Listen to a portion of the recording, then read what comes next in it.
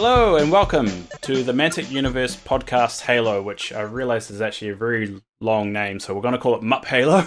The first episode of MUP Halo, where we talk about everything Halo Flashpoint and everything that could be at Halo Flashpoint in the future. So if you're new to Halo, where this is the show to kind of go through all that, for us to explore more about the Mantic kind of hobby, but we're actually going to introduce someone new to the Mantic Universe podcast. James. Say hello, James. Hello, dear listener. Thank you for having me. There you go. So it's going to be me and James. Chris might pop along once in a while, but basically me and James are just going to run away with the show. We're going to try and make it what it eventually will become, and we'll just have a little bit of fun with it. So I think the first things first is that you introduce James, because obviously you know me. I'm Wiki Dave. I made a wiki, and I've gone a bit crazy with making that wiki. So I think we're more inclined to listen to James for now. So James, introduce yourself. Give us a rundown of why you're into this hobby anyway. Yeah, always a danger giving me the microphone. So yeah, thank you for having me. So I've been gaming for around 30 years, competitively for probably about 20. You know, my main thing is I enjoy going to tournaments. So I expect to hear more about tournaments and organised play from me.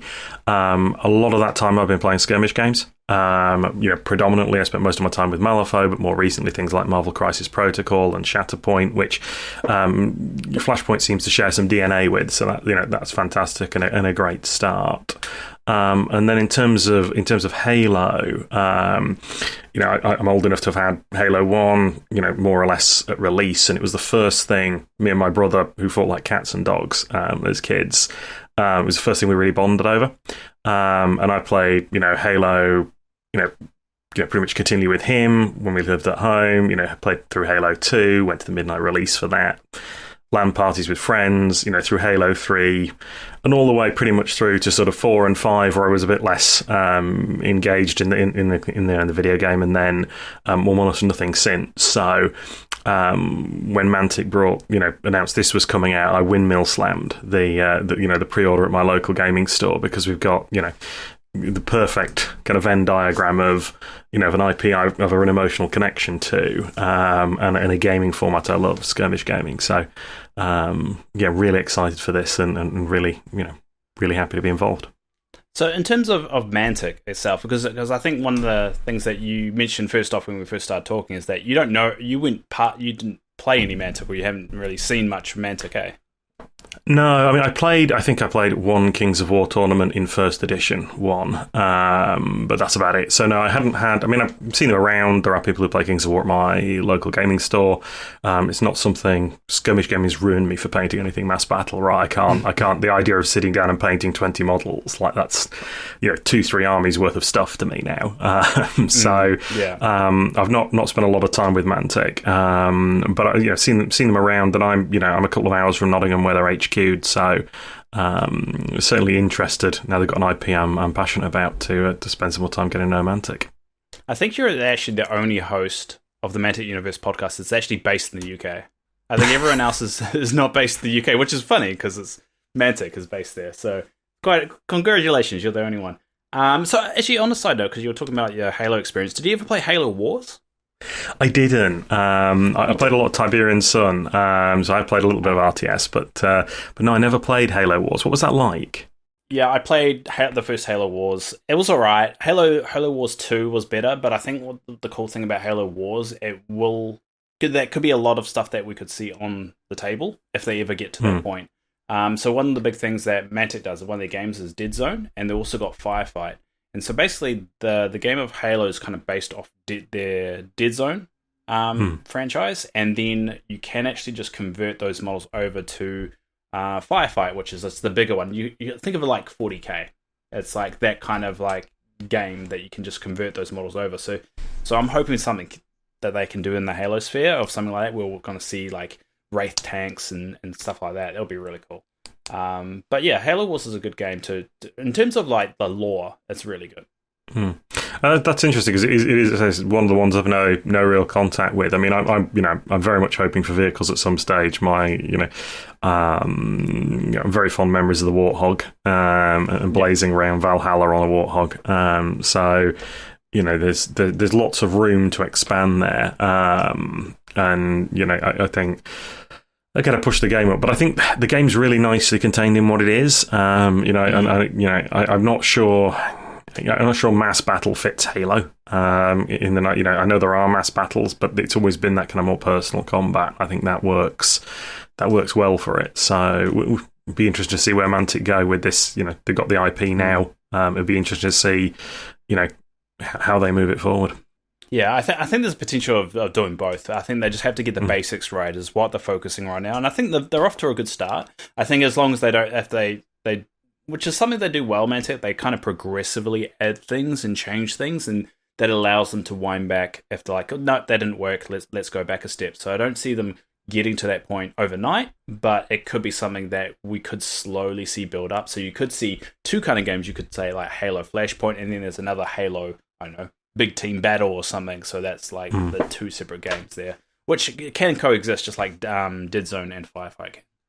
Yeah, and there's plenty of history of games, doing that, and it'd be very interesting to see. I think right now, rightly, their focus is on building a core audience for this. They've had a very successful launch with Halo, and I think that's what's on us as a community now, and on Mantic as well, is kind of pivoting that launch into building a successful community, because we've seen plenty of games sell a load of copies and then never get played again. I think what's really important for Halo is it finds an audience that wants to put it on the table and get it played, because that'll fuel further expansion and further forays into this universe. So I'm really looking forward to trying to do some of that locally. And one of the reasons I was keen to join you here is help. Help this community try and grow, help the game find its feet.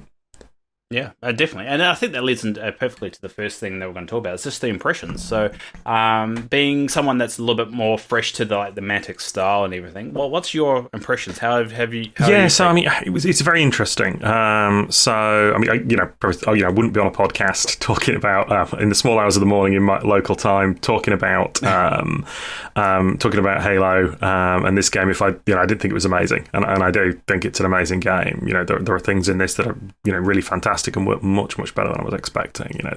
The way movement and line of sight work, I was really dubious about before I played it, and those are fantastic. The rules writing leaves a little bit to be desired in places. Certainly, the sort of it was very interesting. I haven't seen a rule sort of kind of rules approached in that way for a good 15 years. So that was quite an interesting. Quite an interesting experience that, but first impressions, the game plays really well. Very interactive, feels like playing Halo. Have you had a chance to get it on the table yet, Dave? Not yet. I've gone through the painting scheme though, so I'm painting all the models. I actually did another lot today. I'm actually painting them all based off Spartan 2s, even though I know the Spartan 4s. I'm kind of naming all of them after Spartan 2, so like the gold team. I've even got the cards split into the gold team, red team, blue team, a green team, I think it is as well. So I'm pretty much just learning the rules and kind of playing against myself, because I haven't actually found anyone to actually play it with yet. But they're quite interesting. I'm reading the rules and how I interpret it and start playing it. Then I watched the Mantic videos about how to play it, and I realized I got some of the rules wrong, so I'm kind of glad I haven't played against anyone yet. I think the big one is I didn't realize it was I take a turn, you take a turn, I take a turn, you take a turn. I thought it was like you just move all first and then do it. And then the rules started to make a lot more sense. So I haven't managed to do that, but I'm definitely getting everything painted, learning whatever I can, watching games. So there's a lot of match day games that people are putting online, which are quite interesting. Watching how people been playing the game or how they're interpreting the game. I have realized people have interpreted the rules a little bit differently. I don't know whether that's just like a house rules thing, but it's quite interesting seeing this new game out there and everyone's got their own way of playing. And it's quite interesting seeing it evolve, really. Yeah, I've seen a few interesting. I mean, I was watching one video on YouTube, and there was, people placing weapons face down rather than face up. People placing two weapons at the start of the game. There's a lot of kind of variation in that. But I think that'll come with time and with practice. One of the reasons, so as we're recording today, at the end of this week, on Saturday, I'm off to with a few friends to the Mantic HQ learning event, to go get some Halo in there, and hopefully Mantic can point us in the right direction where we're doing anything wrong. which should be a good experience. So looking forward to that one and giving it some more table time. Yeah, I think the big one is how the tournament scene's gonna evolve. A lot of people think, is this a tournament game? Is it one that's gonna have a big scene? And I think now is a time where we're gonna start to get a good indication of what legs does it have. In terms, I think the game's got legs. I just don't know what kind of legs it's gonna have.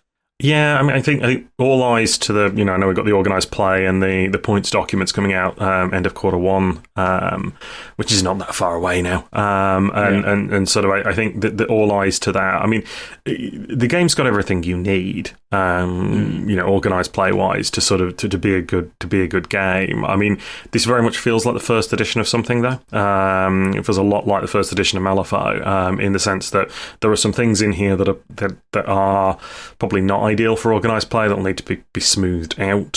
Some of that may happen already with the points document. There are, there are some sections, but as a nation, the UK, we can make throwing a wheel of cheese down a hill competitive. I'm sure we can figure out a way to play this at tournaments, and it's great. It's great to see that. It's great to see that. That Mantic are coming out the gates and supporting organised play. I think there was a huge tick in the plus column when I was looking at, is this something I just want to get and paint the models for, or is this something I actually want to put some time into playing? And that's a really kind of really positive thing.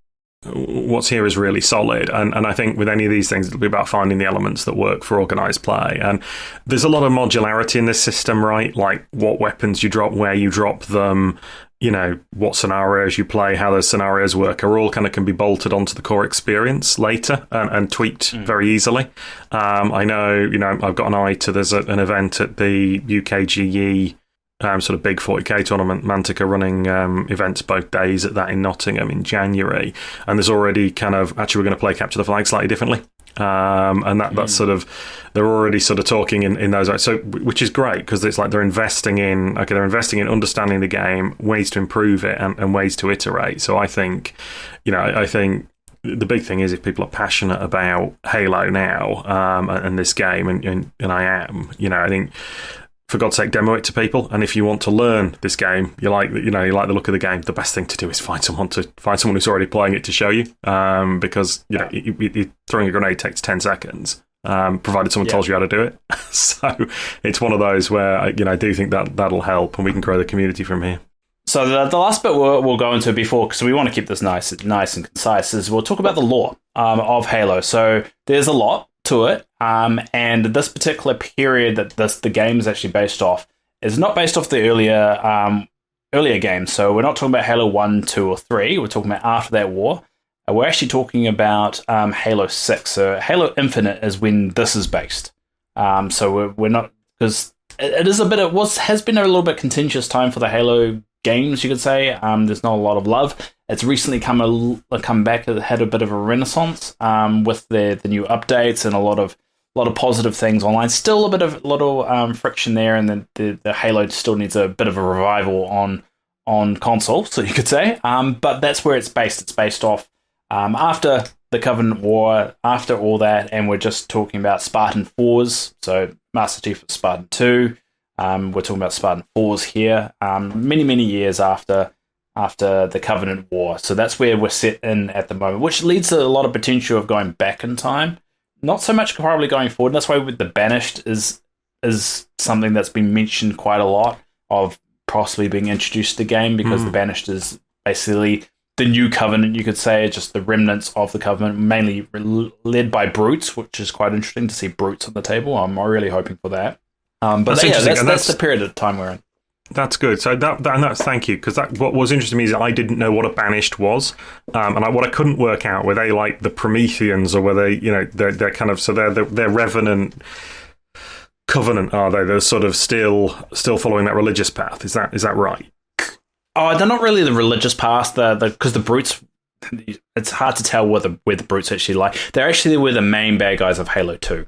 Sorry, not Halo 2. Sorry, Halo Wars 2. So they were the main bad guys. The color scheme is red.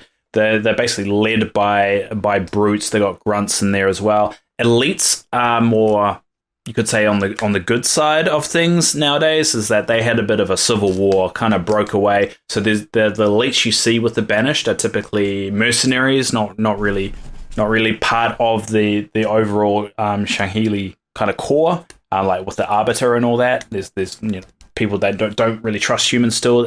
Shangheili, so the Arbiter and humans are pretty cozy nowadays. They get along, and we saw that in Halo 5. But yeah, it's basically Banished. Think of it as a brute-led faction. A lot of reds, red color scheme that is. But you do see the other races of the Covenant in there as well, but they work more of a mercenary kind of role. Okay. Oh no, that's good. That's good. It's good. That's a good placement in the universe. And it'd be interesting to see where Mantic take inspiration. One of the things I find with what's quite interesting, played a lot of Marvel Crisis Protocol, which obviously has its own that's Atomic Mass Games with licensing from Disney, from the mouse. And what's quite interesting is what the mouse doesn't let them do from Marvel canon, and sort of because everything has to be squared away with the license holder. I'm not clear on Mantic's relationship with them, but I suspect they're going through a similar process of sort of clearing stuff before they do it. And so I will be quite interested to see is like where that gets pushed. So what we saw historically with MCP is you would see things that were you would see things that would happen, or potentially with some of the Star Wars licenses, you would say, you would see them want to push something into the game because they had they had something coming out on Disney Plus that would actually they could tie in. You saw some of that, and some of that was screwed up by the release problems due to COVID. But you sort of started to see that. I'll be interested to see how Mantic get on with sort of actually as Halo evolves in the digital sphere. How that influences what Mantic are sort of pushed towards doing by... it is Microsoft, isn't it, now? Is it Microsoft or 343? I can never get that straight in my head, whoever's got the license. So it used to be Bungie. So Bungie wanted to go off and do Destiny, so they kind of...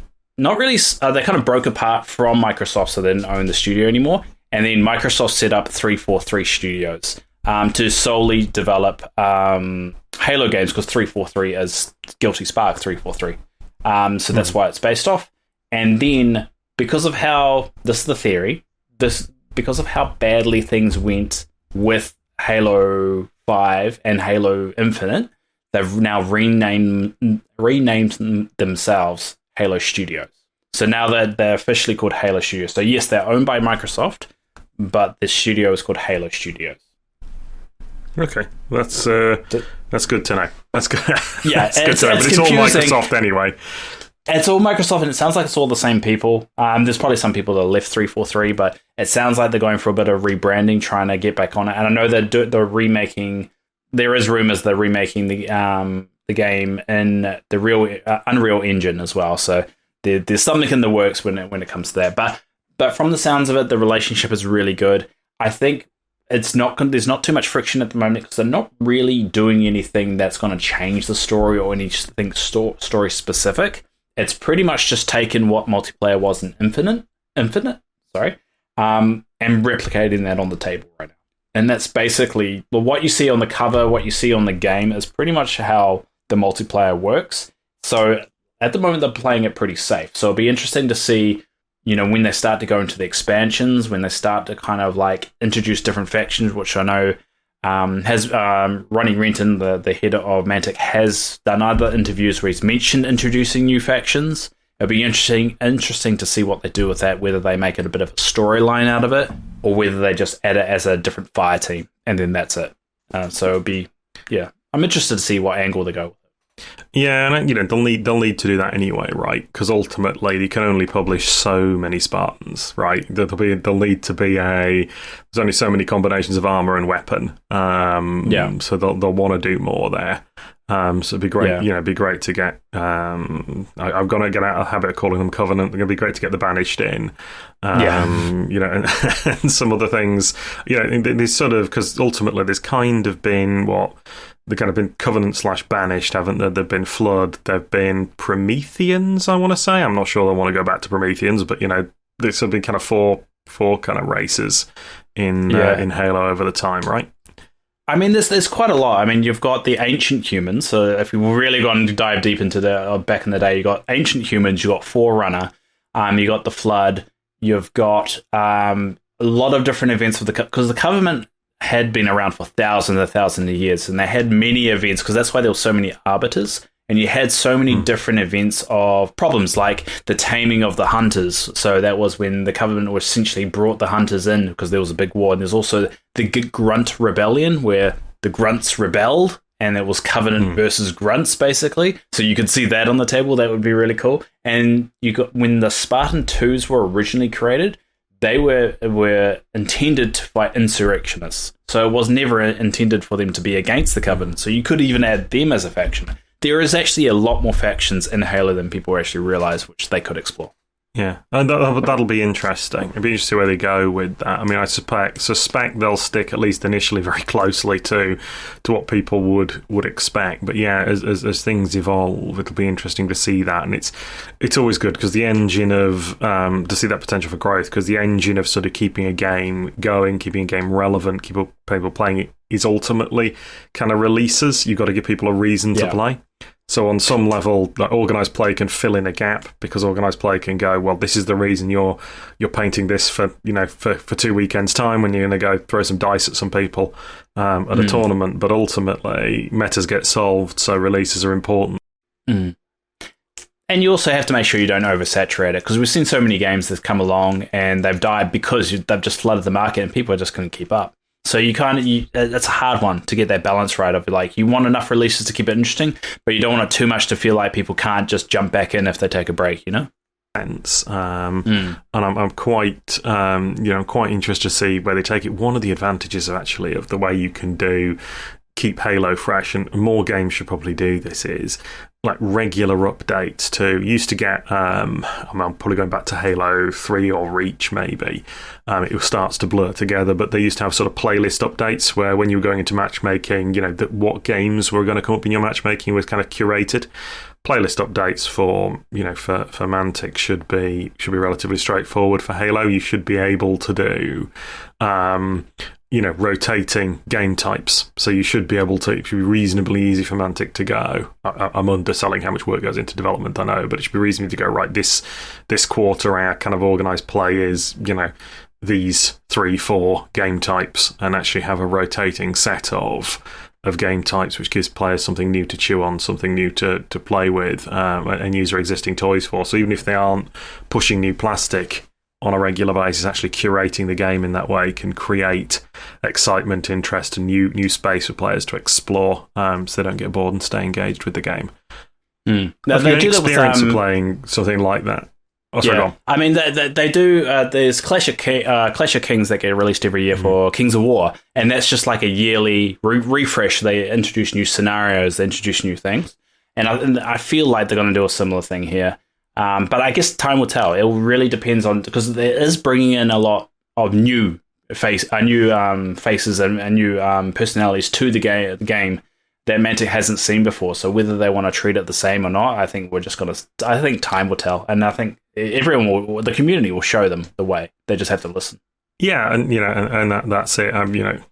Always a bit dubious about listening to people online, but I think you're right. They'll take note of the community. They'll look at what's working, I'm sure, and figure it out from there. And I'm a big hawk when it comes to refresh your organised play regularly. Right, new scenarios new game modes. Like, keeping that stuff moving is relatively low cost because there's no, there's relatively little production compared to pushing plastic, and can be a great way to keep gamers engaged. So yeah, the regular updates on Kings of War, actually, that is something I'm aware of, and is a really good way to do that thing. I'm a big fan of, like, let's just let's keep iterating and make that part of the cycle. So that's that's really great to see as we go forward, because there's some stuff coming up. We're getting War Games at the end of March, is that right? Yeah, well, the Wave 2 is coming at the end of March. Yeah, so that's new playmats, which neither here nor there, more terrain, but then that's the organised play packet and the War Games expansion with the new Spartans and the points costs, I believe. Is that? Yeah, that's when it gets released. It'll be interesting what the expansion actually contains. I think that's what is going to be the most interesting of what does the first expansion show? What will be what will be included? Are they going to have they already decided what's going to be in there, or are we going to see a lot of requests that we're now seeing at the moment be included in that expansion? So that's going to be really interesting to see as we get closer, and hopefully we can bring in someone from Mantic to help us give us some of the answers of like how far ahead have they looked at things? Are they constantly changing things that right now that expansion that's coming out they're actually not set on it because the game's only just come out. So I mean the next month is going to be, or next few months is going to be very telling of what's working and what's not. Is it too late to pivot, or are we going to be expecting that pivot to happen in the expansion after? Yeah, I would expect that they're working. A lot of companies work 6 to 9 months to a year out. So I suspect whatever's in that book's in that book, for better or for worse. So this is we're not going to see the conversations people are having in front of Mantic on Discord right now. You won't. I don't think you'll see till 26, right? It'll be 2026 before those start to take effect, or maybe late 2025. I would have thought before you can start to see that impact into the game. I'd expect certainly from sort of conversations with other companies in the past. I think that's sort of where that tends to go. But even the approach to how they do war games, how they do points, will tell us a lot and be very interesting, right? Like, are we getting customization, or is it just the points cost for the models that are already out there? Is there what do you do? It's weird because like what's interesting about doing points for 4 models is if you don't have some level of customization, it's very difficult to balance. Say you got 40 points to pick 4 models. Well, if one's an 8 and one's a 12, that's not you're not creating a lot of space. There's not a lot of space to move stuff around. So it'd be quite interesting to see what they do there. Whether there's bonuses to the recon rolls, or the ability to start potentially with grenades. I'll be really interested to see what they do to kind of balance some of that stuff out. So that's going to be really interesting, I think.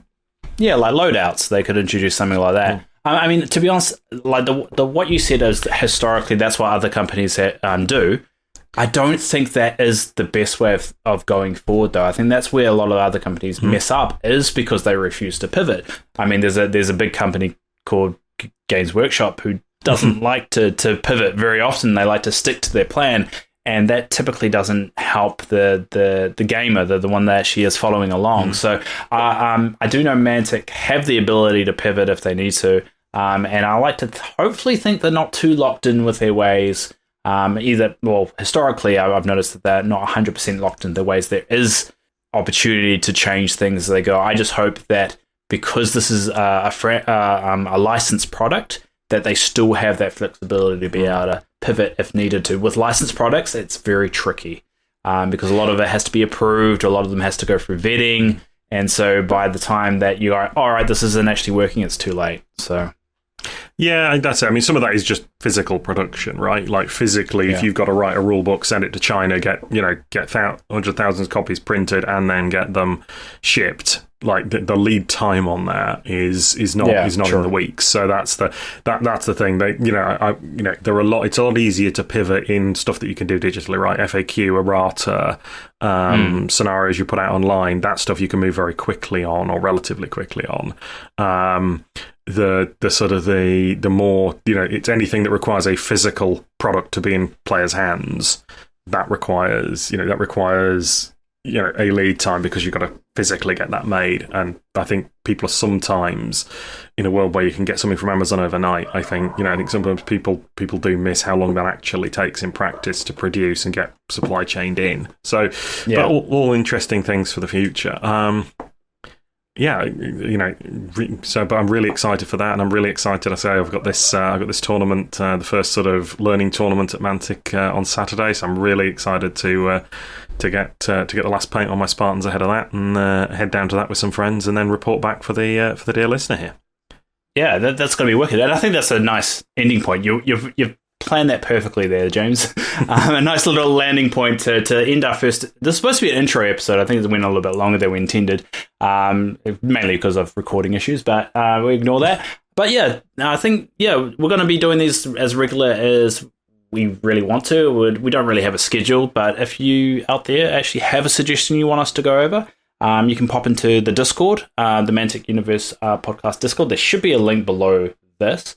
You can also find us on Facebook at Mantic Universe Podcast, and also on YouTube on Mantic Universe Podcast. So leave a comment, just reach out to us. I mean, you can just post something in the Facebook group, and we'll definitely respond. But we wanna do things what people actually wanna hear being talked about. So we're gonna make this show into whatever we want to make it. Whether we spend like an hour talking about lore, or we just spend an hour talking about the rules about grenades. It just will come up with whatever we come up with. So yeah, any final words from you there, James? No, just fantastic to have the opportunity. Looking forward to playing more Halo. Echo your thoughts on reaching out. I'm Mythic Fox on Discord. I'm also hanging around the Facebook group. So anything you want to see covered, give us a shout. And yeah, have a great day. Yeah. Enjoy Halo. Play Halo. Demo Halo to people. Yeah, thanks everybody. And until next time.